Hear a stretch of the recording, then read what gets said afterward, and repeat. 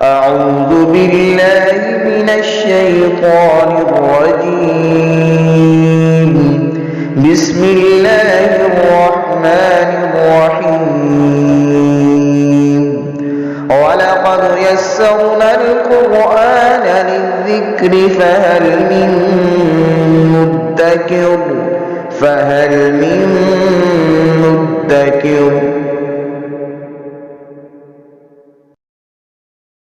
بسم اللہ الرحمن الرحیم. سورہ نساء کی 3 نمبر آیہ مبارکہ سے آج پڑھ رہے ہیں. اعوذ باللہ من الشیطان الرجیم. بسم اللہ الرحمن الرحیم. وَإِنْ خِفْتُمْ أَلَّا تُقْسِطُوا فِي الْيَتَامَى فَانكِحُوا مَا طَابَ لَكُم مِّنَ النِّسَاءِ مَثْنَىٰ وَثُلَاثَ وَرُبَاعَ. ہم احکام پڑھ رہے تھے کہ اللہ تعالیٰ نے یتیموں سے متعلق ارشاد فرمایا کہ وہ لوگ جو ان کے سرپرست ہیں وہ ان کے مال حفاظت کے ساتھ رکھیں اور اپنے مال کے ساتھ ان کے مال کو ملا کر کھانے کی کوشش نہ کریں. جو جس کا حق ہے اس کا حق اس کو ادا کریں. اہل عرب میں ایک اور جو غلط چیز رائج تھی، وہ بعض لوگ جو ان کی زیر نگرانی بچیاں آتیں ان سے ویسے تو نکاح کرنے کا ان کا موڈ نہ ہوتا، یعنی اگر وہ محرم نہیں ہیں ان کا نکاح کرنے کا ان کا کوئی ارادہ نہیں ہوتا تھا، لیکن صرف پیسہ ہتھیانے کے لیے باپ فوت ہو گیا ہے، مال اب ان کے پاس آ گیا، وہ کیا صورت ہو سکتی ہے کہ یہ مال ہمارے پاس آ جائے، تو صرف اور صرف مال پر قبضہ کرنے کے لیے وہ ان سے نکاح کر لیتے لیکن ان کے حقوق ادا نہ کرتے. اللہ تبارک و تعالیٰ نے اس سے منع فرمایا کہ اگر تمہیں یہ خوف ہے، خدشہ ہے کہ تم ان کے حق ادا نہ کرو گے تو پھر اور خواتین جو تمہیں پسند ہیں ان سے نکاح کرو اور ان کا حق ادا کرو. صرف مال ہتھیانے کے لیے اور مال پر قبضہ کرنے کے لیے تم انہیں اپنے پاس نہ رکھو.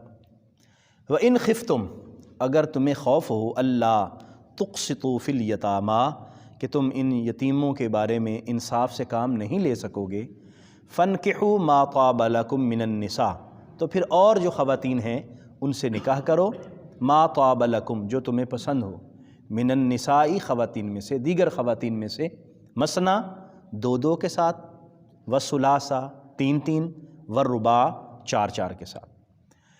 عربوں کے ہاں ایک اور رواج یہ تھا کہ وہ غیر محدود نکاح کرتے، جس کی جتنی مرضی ہوتی ہے، 10 12 15 جو بھی. نبی کریم صلی اللہ علیہ وسلم نے اس کی بھی حد بندی فرما دی. قرآن کی اس آیہ مبارکہ میں 4 تک کی اجازت دی گئی کہ اس سے بڑھ کر نکاح کرنے کی اجازت نہیں ہے. تم 2 کے ساتھ نکاح کر لو، 3 کے ساتھ کر لو، 4 کے ساتھ کر لو، لیکن اس سے زیادہ نہیں. حضرت عبداللہ بن عباس رضی اللہ تعالیٰ عنہ کی روایت ہے کہ قریش میں بعض لوگوں کی 10 بیویاں تھیں اور بعض اس سے بھی زیادہ. حضور سرور کائنات صلی اللہ علیہ وسلم نے 4 تک حد اس کی مقرر فرما دی. اور کچھ لوگ تو ایسے تھے کہ مرضی ہوتی نکاح کر لیتے، مرضی ہوتی چھوڑ دیتے اور حقوق ادا کرتے نہ کرتے. تو ان ساری چیزوں سے منع فرمایا گیا اور شریعت نے اہل ایمان کے لیے حدود کا تعین فرمایا. 4 تک ایک تو نکاح. حضور علیہ السلام کی خدمت میں ایک شخص حاضر ہوا تو حضور نے پوچھا اس سے کہ تمہاری شادیاں کتنی ہیں، کتنے نکاح کیے ہیں؟ کہنے لگا کہ 8 نکاح کیے ہیں. حضور نے فرمایا اب تم ایمان لا چکے ہو، ان میں سے 4 کو تم اپنے پاس رکھ سکتے ہو اور اس کے علاوہ نہیں رکھ سکتے. اور پھر یہ بھی ارشاد فرما دیا کہ یہ مطلب نہیں ہے کہ تم نے 2 3 4 تک ضروری کرنی ہے. یہ کوئی ضروری بات نہیں قرار دی گئی، یہ ان کے لیے حد کا تعین کیا گیا ہے کہ جو مرضی سے شادیاں کرتے اور پھر ان کو ویسے ہی ادھورا چھوڑ دیتے، ان کے حقوق ادا نہ کرتے، ان کے لیے حد بندی قائم کی گئی ہے. اور اس کو انصاف کے ساتھ اٹیچ کیا گیا ہے. اگر انصاف اور عدل کر سکتے ہو تو پھر، اگر نہیں کر سکتے تو یہ بھی نہیں. فَإِنْ خِفْتُمْ، اگر تمہیں یہ خوف ہو، اللہ تعدلوا، کہ تم عدل سے کام نہیں لے سکو گے، فواحدہ، تو پھر ایک.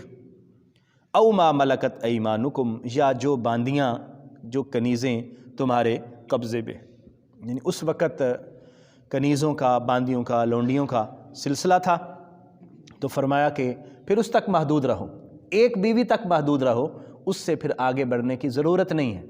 اور وہ شخص جو انصاف کر سکے گا اسے 4 تک شادی کرنے کی اجازت دی گئی ہے۔ اور انصاف کا مطلب کیا ہے؟ انصاف کا مطلب ان کے لباس، ان کی خوراک، ان کی رہائش اور ان کے ساتھ ازدواجی تعلق میں انصاف ہے۔ اور اس میں یہ کوئی قید نہیں ہے کہ ایک شادی نئی ہے، دوسری پرانی ہو گئی ہے، اور ایک کا بہت عرصہ ہو گیا ہے، ایک ابھی نہیں۔ تمام کے حقوق برابر ادا کیے جائیں۔ نبی رحمت صلی اللہ علیہ وآلہ وسلم نے اپنی ازواج مطہرات کی باریاں مقرر فرمائی تھیں، اور حضور علیہ الصلاۃ نے ان کے حقوق ادا کر کے دکھائے کہ حقوق کیسے ادا کیے جا سکتے ہیں۔ اس لیے وہ لوگ جو ایک سے زیادہ شادی کرتے ہیں انہیں ان میں انصاف کا حکم پیش نظر رکھنا چاہیے۔ یہاں دوسرا ایک اور پہلو بھی ہے کہ اسلام کے اس تعدد ازدواج پر بہت لوگ شور مچاتے ہیں، خاص طور پر مغرب اور مغرب سے متاثرین، ان کی فکر سے اثر لینے والے لوگ۔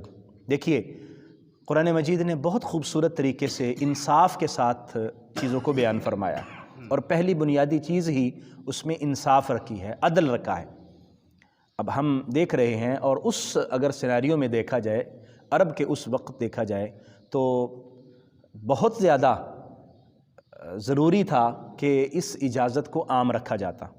ایک تو یہ کہ وہاں پر مرد بہت زیادہ شادیاں کر رہے تھے، ان کو اگر بالکل ایک تک محدود کر دیا جاتا تو یہ ان کے لیے بہت مشکل ہو جاتا۔ دوسری بات یہ ہے کہ مختلف جنگیں ہوتی تھیں، اس میں بہت سارے لوگ قتل کر دیے جاتے، اور خواتین اس کے بعد بیوہ ہوتیں، جو شہید ہو جاتے ان کی جو ازواج ہوتیں وہ پریشان رہتیں۔ آپ غزوہ احد کے اندر دیکھیے گا، اور اس کے بعد کے غزوات اور اس سے پہلے کی لڑائیاں، تو اب یا تو پھر یہ ہے کہ اس خاتون کو جو بیوہ ہو گئی ہے یا جس کو طلاق ہو گئی ہے اس کو معاشرے کے رحم و کرم پر چھوڑ دیا جائے کہ وہ اسی طرح زندگی بسر کرے، اور اللہ نہ کرے کہ وہ کسی گناہ کی طرف یا گناہ کے رستے پر جائے۔ اس سے بہتر یہ ہے کہ اس کو عزت کے ساتھ ایک گھر مل جائے، ایک شوہر مل جائے، ایک چھت مل جائے، اور وہاں وہ زندگی بسر کرے۔ آج کے ہمارے اس معاشرے کے اندر بھی صورتحال ایسی ہے کہ قرآن کے اس حکم پر عمل کرنا مشکل ہوتا جا رہا ہے، بلکہ ہو چکا ہے۔ اگر کوئی شخص شریعت کی حدود کی پاسداری کرتے ہوئے دوسرا یا تیسرا نکاح کرتا ہے تو اس کو معاشرے میں عجیب نظروں سے دیکھا جاتا ہے۔ آپ یہاں دیکھیے کہ آج شادی، نکاح کرنا جو جائز طریقہ ہے یہ مشکل ہے، اور جو ناجائز گناہ ہے وہ آسان ہے۔ حالانکہ یہ بہت زیادہ بھیانک، معاشرے کے لیے بھیانک بات ہے۔ کیا یہ بہتر نہیں ہے کہ ایک خاتون جائز طریقے سے ایک گھر میں رہے اور وہاں عزت والی زندگی گزارے، اور ایک چھت کے نیچے اس کے تمام حقوق پورے کیے جائیں، بجائے اس کے کہ وہ روزانہ کبھی کسی کے پاس کبھی کسی کے پاس؟ یہ ساری چیزیں ملحوظ خاطر رکھی جائیں، اور اس کے دیگر جو پہلو ہیں ان کو سامنے رکھا جائے تو ہمیں دکھائی دیتا ہے کہ اسلام نے بہت اعتدال کے ساتھ خوبصورت طریقے سے احکام کو بیان فرمایا۔ نبی کریم صلی اللہ علیہ وآلہ وسلم کی 11 ازواج تھیں، اور یہ اختصاص ہے، یہ خاصہ ہے نبی کریم صلی اللہ علیہ وسلم کا۔ امتی کو 4 سے زیادہ کی اجازت نہیں ہے۔ حضور علیہ الصلاۃ نے کیوں زیادہ شادیاں کی؟ اس کی بھی بہت ساری حکمتیں ہیں۔ لوگ مستشرقین اعتراض کرتے ہیں ان شادیوں پر بھی، حالانکہ حقیقت میں دیکھا جائے تو اس کے اندر بھی بہت ساری حکمتیں پوشیدہ ہیں۔ نبی کریم صلی اللہ علیہ وسلم کی طرف نعوذ باللہ من ذالک غلط چیزوں کی نسبت کرتے ہیں، شہوت کی نسبت کرتے ہیں، لیکن حقیقت میں دیکھا جائے حضور علیہ الصلاۃ نے پہلا نکاح 25 سال کی عمر مبارک میں حضرت سیدہ خدیجۃ الکبریٰ رضی اللہ عنہا سے فرمایا، اور ان کی عمر اس وقت 40 سال تھی۔ آپ اندازہ لگائیے، کیا نبی کریم صلی اللہ علیہ وسلم کے لیے کسی کنواری لڑکی کی کوئی کمی تھی؟ حضور حسن کا پیکر تھے، اور صحابہ فرماتے ہیں کہ ہم نے آپ جیسا حسین دیکھا نہیں۔ ہر طرح کی خوبیاں حضور میں موجود تھیں، اور قریش کی یہ پیشکش بھی تھی کہ آپ حکم کیجئے جس خاتون سے چاہیں گے ہم نکاح کریں، لیکن حضور علیہ الصلاۃ والسلام نے 25 سال کی عمر میں 40 سالہ خاتون سے نکاح کرنے کو ترجیح دی، اور وہ بھی خاتون کے دو مرتبہ بیوہ ہو چکی تھی۔ اس کا مطلب یہ ہے کہ حضور صلی اللہ علیہ وسلم کے پیش نظر یہ ظاہری چیزیں نہیں تھیں جو ہم لوگ سمجھتے ہیں۔ اور پھر حضور علیہ الصلاۃ والسلام نے دوسرا نکاح کس وقت فرمایا؟ تقریباً 50 سال کی عمر کے بعد، 53 سال کی عمر مبارک میں جا کے، جب کہ انسان اس وقت ویسے ہی ان خواہشات سے دور ہو چکا ہوتا ہے۔ اس وقت پھر حضور صلی اللہ علیہ وسلم کے باقی سارے نکاح، یعنی 10 کے 10 بعد والے جتنے نکاح ہیں، وہ سارے کے سارے حضور صلی اللہ علیہ وسلم نے اپنی آخری 10 سالہ زندگی میں فرمائے، اور اس وقت انسان کی خواہش کم ہو چکی۔ اگر ہم عام معاشرے کے اعتبار سے دیکھیں، اس کا مطلب یہ ہوا کہ نبی کریم صلی اللہ علیہ وسلم کے پیش نظر یہ ظاہری چیزیں نہیں تھیں، حضور کے پیش نظر اور تھا۔ وہ کیا تھے؟ اس میں سے ایک تو یہ تھا کہ عرب کے اندر جس قبیلے میں جس کا نکاح ہو جائے، پھر وہ قبیلہ سمجھتا ہے کہ یہ ہمارا داماد ہے، پھر اس کے خلاف وہ جنگ نہیں کرتا، بلکہ اگر کوئی اور جنگ کرے تو پھر وہ اپنے داماد کے ساتھ کھڑا ہوتا ہے۔ تو حضور صلی اللہ علیہ وسلم نے مختلف قبائل میں نکاح فرمائے تاکہ اسلام کی تقویت کے لیے سہارا ہو۔ اور دوسرا، نبی کریم صلی اللہ علیہ وآلہ وسلم کو انہیں قریب سے دیکھنے کا موقع ملے۔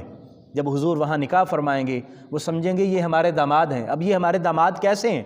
وہ پورا قبیلہ پھر حضور کے قریب آئے گا۔ جب حضور کے قریب آئے گا تو انہیں احساس ہوگا کہ ہم جن کو دور سے بہت غلط سمجھ رہے تھے، وہ تو اتنے اخلاق والے ہیں کہ کائنات میں ان کے اخلاق جیسا کسی کا اخلاق نہیں ہے، اور وہ حسن کردار میں سب سے اعلیٰ اور افضل ہیں، آپ جیسا کسی کا کردار نہیں ہے۔ تو اور اس کی اور بھی وجوہات تھیں جن کی بنا پر نبی کریم صلی اللہ علیہ وسلم نے متعدد نکاح فرمائے۔ اس لیے نکاح کا مطلب صرف یہ نہیں ہے جو ہم سمجھتے ہیں، نکاح کے اور بھی مقاصد ہیں۔ ذالک ادنی اللہ تعولوا، اور یہ زیادہ بہتر ہے اس سے کہ تم عدل سے کام نہ لے سکو، یعنی اگر تمہیں خوف ہو کہ تم عدل سے کام نہیں لے سکو گے تو پھر ایک تک نکاح رکھو، ایک سے زیادہ نکاح کی ضرورت نہیں۔ وآتوا النساء صدقاتہن نحلہ، اور تم عورتوں کو ان کے مہر خوشی خوشی ادا کر دو۔ فإن طبن لکم عن شیء، اگر وہ اپنی خوشی سے تمہیں کچھ معاف کر دیں، عن شیء منہ نفسا، اپنے دل کی خوشی سے تمہیں کچھ چھوڑ دیں، فکلوہ ہنیئا مریئا، تو پھر تم اسے کھا سکتے ہو بڑی خوشی سے، بڑے آرام کے ساتھ۔ اس دوسری آیت مبارکہ میں مہر ادا کرنے کا حکم دیا گیا کہ جس خاتون سے تمہارا نکاح ہوا ہے اس کا جو حق کے مہر مقرر کیا گیا وہ تمہارے ذمے قرض ہے، وہ تم نے ادا کرنا ہے، اس لیے اسے اچھے طریقے سے ادا کرو۔ ہاں، اگر خاتون اپنی مرضی سے کچھ دے، یا سارا مہر چھوڑ دے یا کچھ چھوڑ دے تو وہ کر سکتی ہے، وہ اس کی ملکیت میں ہے۔ اس لیے یہ حکم پیش نظر رکھنا چاہیے شوہروں کو بھی اور ان کے عزیز و اقارب کو بھی کہ مہر شریعت نے عورت کا حق بیان کیا ہے اور اس کو خوشی کے ساتھ ادا کیا جائے۔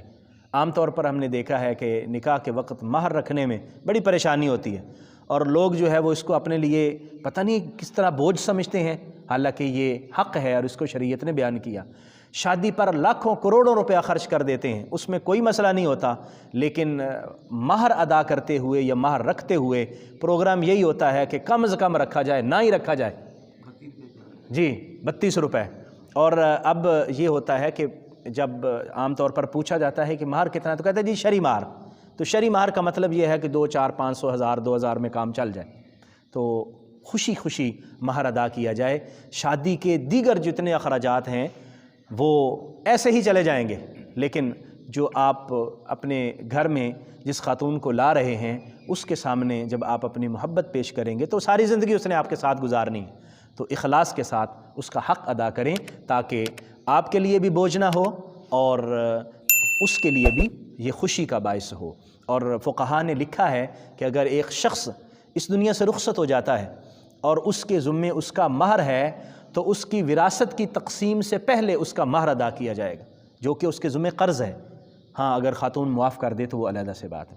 ان آیات مقدسہ سے ہمیں یہ علم ہوا کہ اللہ تبارک و تعالیٰ نے 4 تک شادیاں کرنے کی اجازت دی ہے، لیکن اگر عدل کے ساتھ آدمی قائم نہ رہ سکے تو پھر 1، تاکہ انصاف کے ساتھ قائم رہے۔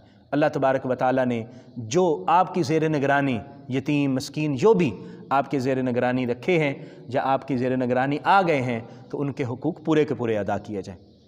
اور پھر یہاں پر یہ بھی فرمایا گیا کہ مہر اللہ تبارک و تعالیٰ نے خاتون کا حق رکھا ہے، اس کو ادا کیا جائے اور اس میں ناانصافی سے کام نہ لیا جائے۔ اس کے بعد بھی مالی حقوق بیان کیے جا رہے ہیں۔ اللہ کریم ہمیں سمجھنے کی عمل کی توفیق عطا فرمائے۔ آمین۔ وآخر دعوایا ان الحمد للہ رب العالمین۔